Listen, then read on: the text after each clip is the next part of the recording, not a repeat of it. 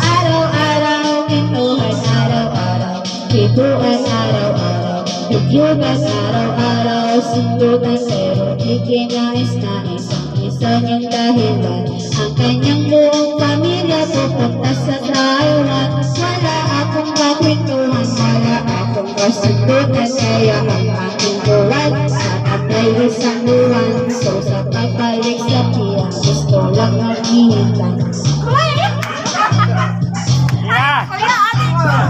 Anak ko'y palabo na! Bago kasi yung video. Di ko siya tinigilan. Di ko siya tinigilan. Di ko siya tinigilan. Di ko siya tinigilan. Di ko siya tinigilan. Di ko siya tinigilan. Di ko siya tinigilan. Di ko siya tinigilan. Di ko siya tinigilan. Akala ko ay wala nang karya. Nang bigla siyang naganani sa london niya.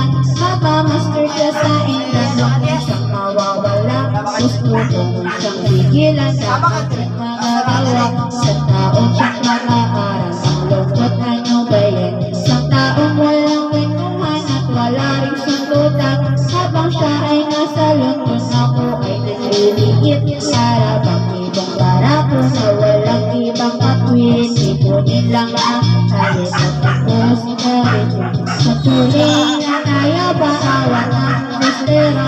Inan ako sa sarili na aking kapilisan. Pag nakita mo na kami ay wala ng awatan. Dito sa ating bilang musika. Dito siya